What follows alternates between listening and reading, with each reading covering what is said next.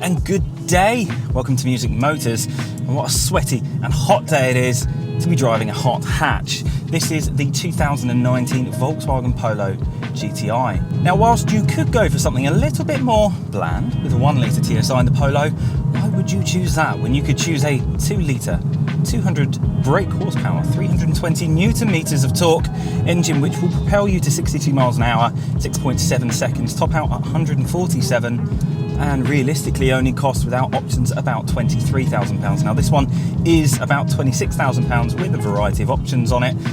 So today let me introduce you to the 2019 Volkswagen Polo GTI. Local fuel economy, something which, if you're looking at one of these, it probably does interest you. And this is a bit of local slash combined, but more local, more 30 to 40 than 60. On paper, Volkswagen say, worst case scenario, you're gonna get about 27. And best case scenario,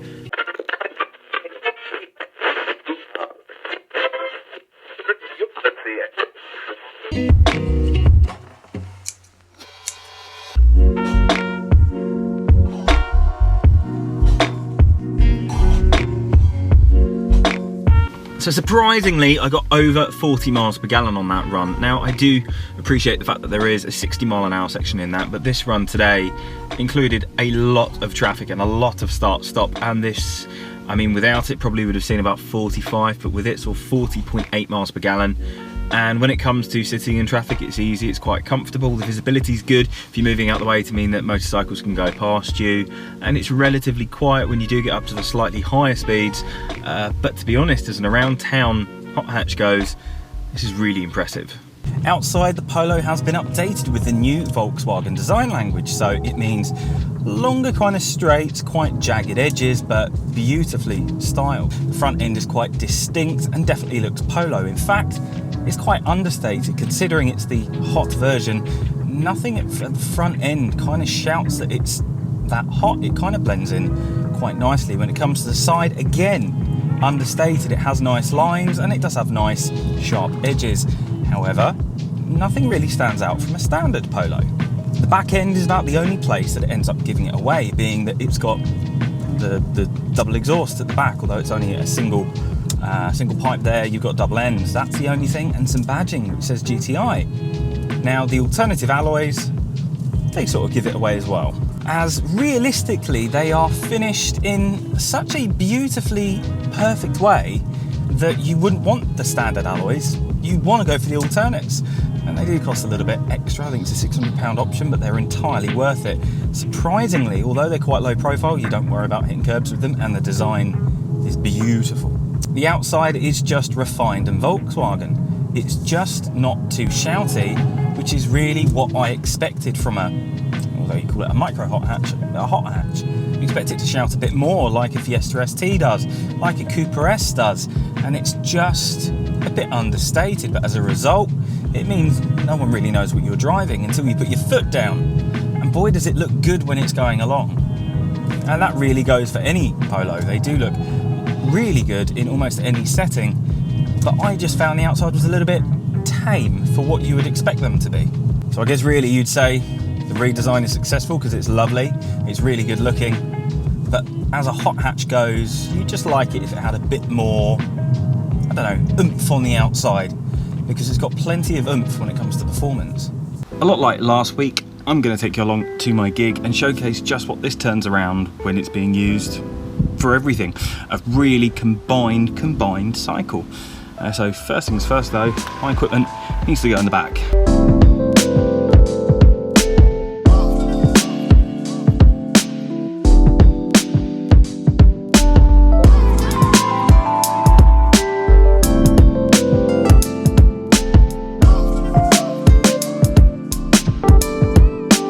So really a couple of comments so far that the boot is surprisingly small. I mean, it's not abysmally small. There is a way to do it. There is obviously smaller boots in the segment. However, what I found is that it's actually smaller than a Fiesta ST. So as a result, it was a real struggle to get stuff in. I did get stuff in. It just took some more thought than just throwing it in. But now it's on to go somewhere to get some pictures, so you can see the behind the scenes of what's going on with that, and then get to the gig and play some music. And I'm going to tell you, what the average fuel economy is over the day, basically, and I will get progressively more and more monotone as it goes on, because I'm going to get shattered by the end of today.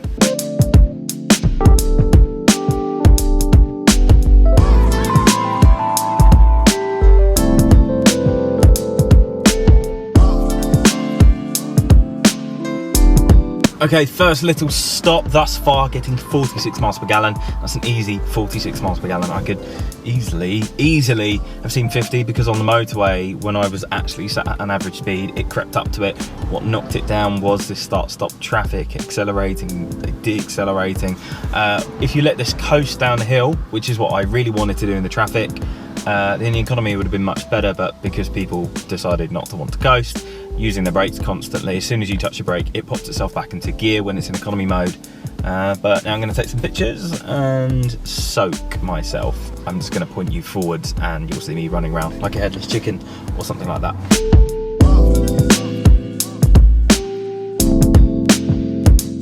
Right, after all of that, I'm now at the gig. A little bit of a sketchy car park situation.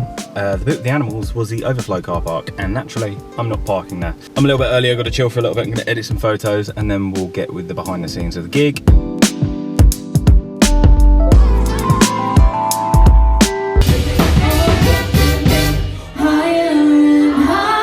So gig's done, it's time to drive home. It's time to then tell you what the final MPG is at the other end. That gig was all right, but I'm absolutely shattered. It's past 12 o'clock now, and it's time to get home.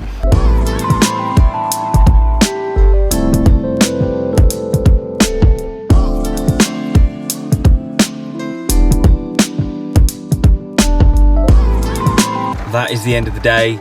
And I averaged 44.9 miles per gallon throughout everything, throughout the traffic, throughout this rain, throughout everything. It was comfortable, it was easy to drive, and it's a great gigging car for me. The boot's slightly smaller than I would have liked, but everything else fits into other places.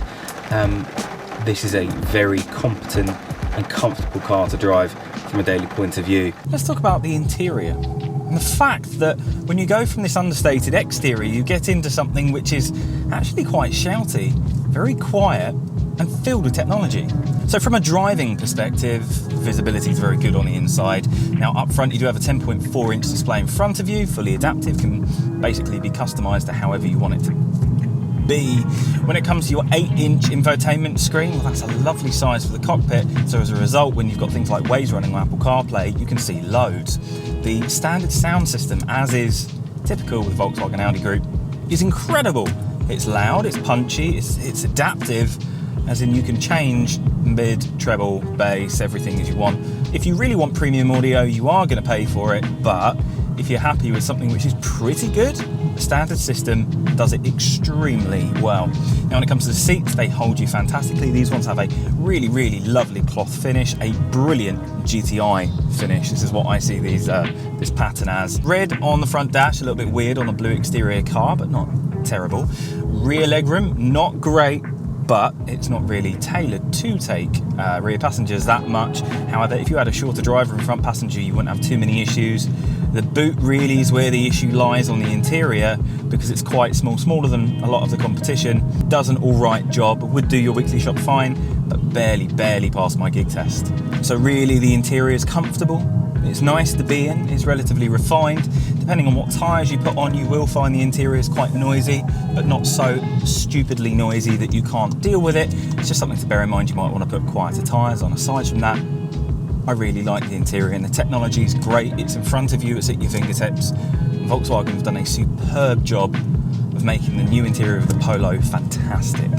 Now finally, performance. 200 PS, 320 newton meters of torque, 6.7 to 62 miles an hour, 147 top speed. This one is synced to a DSG gearbox, which at the beginning I felt was a little bit numb, and now I do still think it could be a little bit more harsh. I feel like as it's a smaller car, you'd probably feel a bit more connected to it if it was a manual, but by no means is a DSG a bad box. It's quick to respond, and the performance is great. Back road fun is unquestionable, and this will see off cars considerably bigger to it on the motorway, on back roads, and it just holds and holds and holds and gives you a really fun driving experience with a really good engine tone, which isn't fake. It's an actual engine tone. It doesn't do as many DSG farts as I'd like, but does a good job anyway. Now, unlike some competitors in the segment, the steering feel is beautifully weighted and gives you really lovely feedback in almost any driving condition. And when it comes to pedal feel, it's exact. You know exactly what's going on with your feet. The throttle is mega responsive, and a manual handbrake. Everyone's got electric. Volkswagen have kept it manual, except the DSG, that's not manual, obviously.